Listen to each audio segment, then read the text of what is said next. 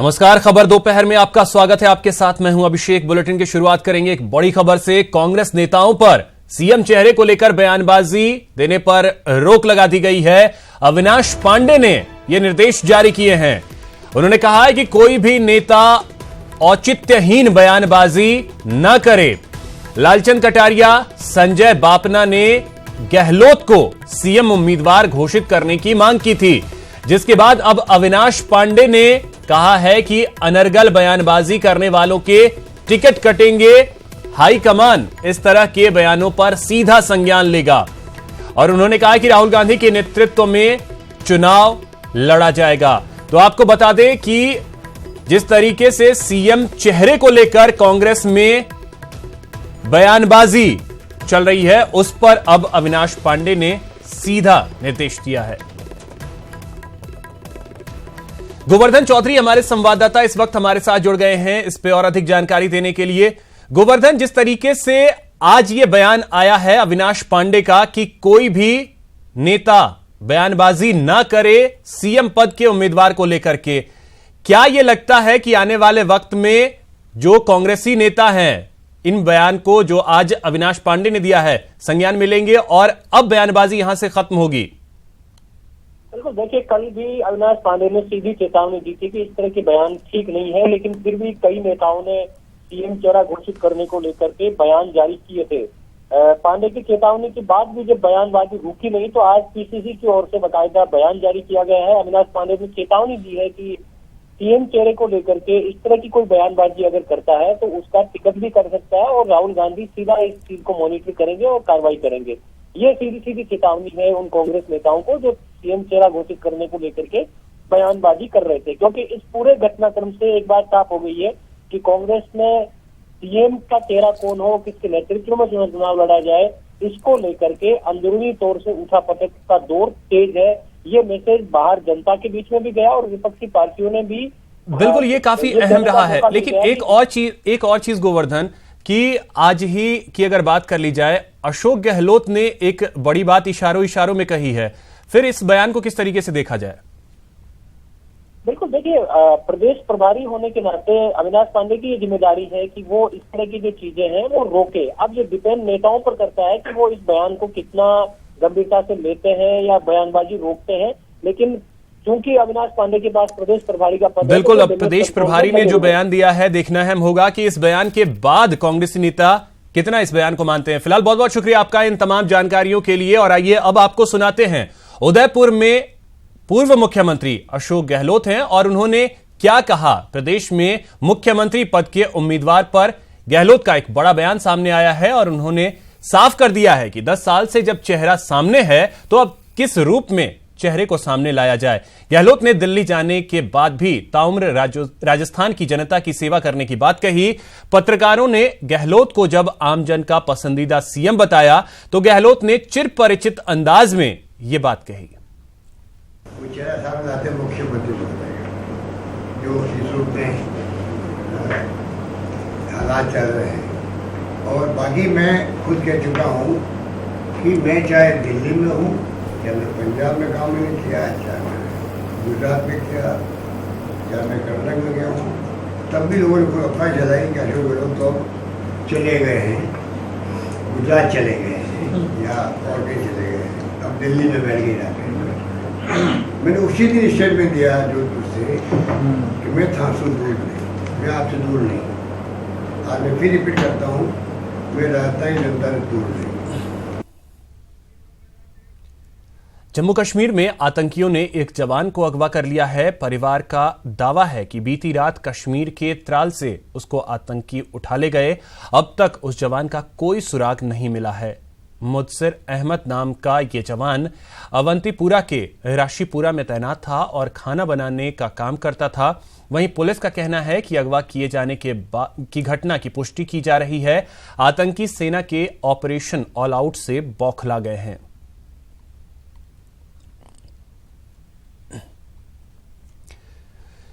जम्मू के अरनिया सेक्टर में अंतर्राष्ट्रीय सीमा के पास पुराने मोर्टार के विस्फोट से एक व्यक्ति की मौत हो गई, जबकि 6 लोग घायल हो गए। घायलों का अस्पताल में इलाज चल रहा है।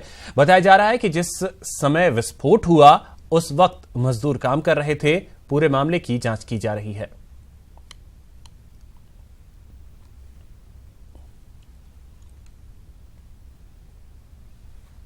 तमिलनाडु के पूर्व मुख्यमंत्री और डीएमके प्रमुख एम करुणानिधि को चेन्नई के कावेरी अस्पताल के आईसीयू में भर्ती कराया गया है। करुणानिधि की यूरिनरी ट्रैक्ट इन्फेक्शन की वजह से तबीयत खराब चल रही है। शुक्रवार देर रात करुणानिधि का ब्लड प्रेशर कम हो गया था, जिसके बाद उन्हें अस्पताल में भर्ती कराया गया। चेन्नई के कावेरी अस्पताल के बाहर समर्थकों की भीड़ उमड़ गई है।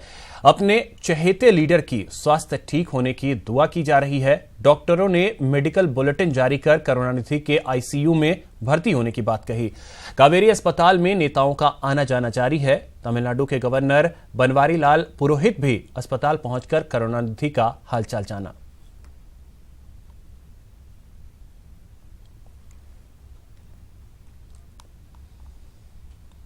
गैंगस्टर आनंदपाल सिंह एनकाउंटर की जांच में 8 जनवरी 2018 से जुटी सीबीआई ने अपना इन्वेस्टिगेशन तकरीबन पूरा कर लिया है। अब 31 जुलाई को चूरू जिले के मालासर गांव में सीएफएसएल एनकाउंटर सीन रिक्रिएट करेगी। इस दौरान CBI DSP Sunil S Rawat की टीम भी मौके पर मौजूद रहेंगे। इस पूरे टास्क में सीबीआई ने एनकाउंटर में शामिल एसओजी, हरियाणा और राजस्थान पुलिस के 59 अधिकारी के साथ ही जवानों को तलब किया है। 31 जुलाई को डमी आनंदपाल का एनकाउंटर उसी तरीके से दोहराया जाएगा जैसे 23 और 24 जून 2017 की रात को गांव मालासर के एक मकान में किया गया था।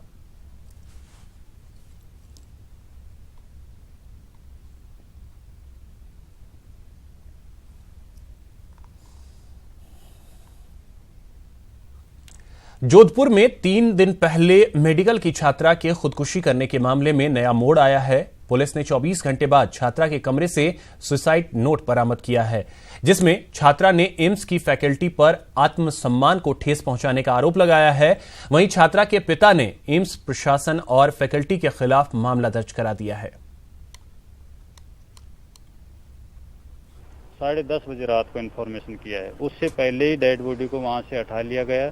बिना पुलिस कस्टडी के ही इन्होंने डेड बॉडी को बाहर आउट कर दिया और गले पर ड्रेसिंग के निशान थे, ड्रेसिंग की हुई थी। तो मुझे ये विश्वास होता है कि बच्चे ने आत्महत्या न करके हत्या की गई है या हत्या के लिए उनको उकसाया गया है। तो मैं इसके लिए सभी से निवेदन करना चाहूँगा कि वो निष्पक्ष रूप से जांच करके और शिलांग में आयातित मछलियों की पाबंदी के चलते मछली बाजार में सन्नाटा पसर गया है। मछुआरों ने लोकल मछलियों को भी नहीं बेच रहे हैं। दरअसल आयातित मछलियों के कुछ नमूनों में फॉर्मोलिन पाया गया, जो कि एक जहरीला रसायन है। राज्य सरकार ने लोगों के स्वास्थ्य को देखते हुए 15 दिनों के लिए आंध्र प्रदेश से आने वाली मछलियों को बैन कर दिया। इससे पहले असम, नागालैंड, मणिपुर की सरकार भी आंध्र से आने वाली मछलियों पर प्रतिबंध लगा चुकी है।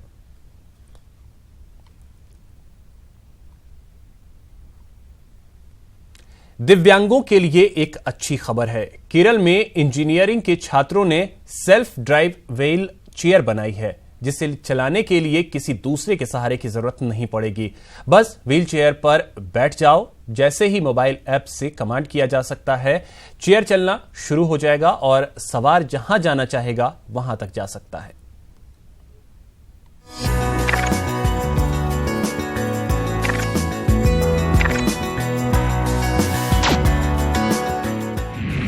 लो आ गई सेल्फ ड्राइव व्हील चेयर, दिव्यांगों की अपनी व्हील चेयर। अब किसी सहारे की जरूरत नहीं, खुद अपनी व्हील चेयर चलाओ।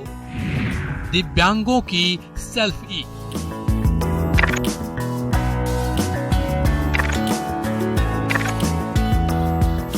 चाहे इधर घुमाओ या उधर घुमाओ, आगे जाना हो या पीछे मुड़ना हो, जिधर चाहो उधर घुमा जाओ और आराम से चेयर पर सवार होकर अपने आप इस चेयर को अपने इशारों पर चलाओ। जी हाँ, ये उन दिव्यांगों की सेल्फी है जिन्हें कहीं जाने आने के लिए व्हील चेयर की जरूरत है।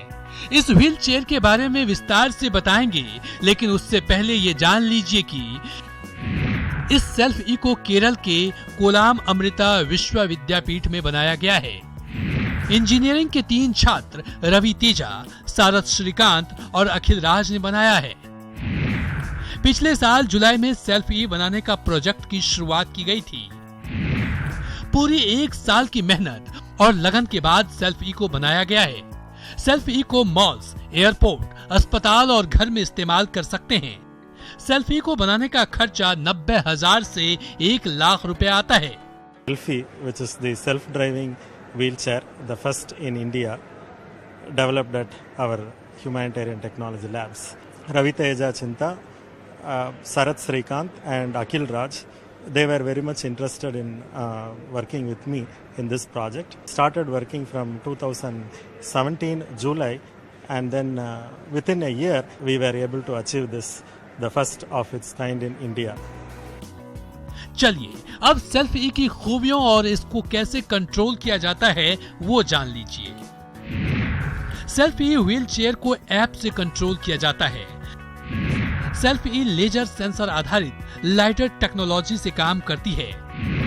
सेंसर पर्यावरण के एलिमेंट्स की पहचान कर मैप तैयार करते हैं। ये मैप एंड्रॉयड मोबाइल एप्लीकेशन मुद्रा पर डिस्प्ले होता है। यूजर लोकेशन सेलेक्ट कर व्हील चेयर से पहुंच सकता है। ऐप के लिए इंटरनेट और जीपीएस की जरूरत नहीं पड़ती, लेकिन इस्तेमाल होने वाला फोन ब्लूटूथ को जरूर सपोर्ट करें। 3 तरीकों से सेल्फी का इस्तेमाल किया जा सकता है। मैनुअल मोड के लिए ऐप से खुद हैंडल किया जाता है। फिक्स्ड मोड अस्पताल, मॉल्स और एयरपोर्ट में यूज होता है। ऑटो मोड में मैप पर जगह सेलेक्ट करनी होती है और व्हील चेयर सवार को उस जगह ले जाती है। Main objective is to bring it at the reach of poor people, and tests are been going on, and the past tests which we have conducted are like really successful. They are awesome results. अस्पताल के doctor और nurses ने इसे पास कर दिया है और अब सेल्फी को बनाने वाली टीम ने पेटेंट के लिए अप्लाई किया है, जिसके बाद बाहर विदेशों में 10 लाख में मिलने वाली ऐसी व्हील चेयर कम कीमत में स्वदेश में ही मिल सकेगी। इस चेयर के बाजार में आने के बाद व्हील चेयर को किसी दूसरे को पुल करने की जरूरत नहीं पड़ेगी, क्योंकि सेल्फ ई पर सवार खुद ही व्हील चेयर को ऐप से सेल्फ ड्राइव करेगा बिना किसी मदद के। Bureau report, news 18 network.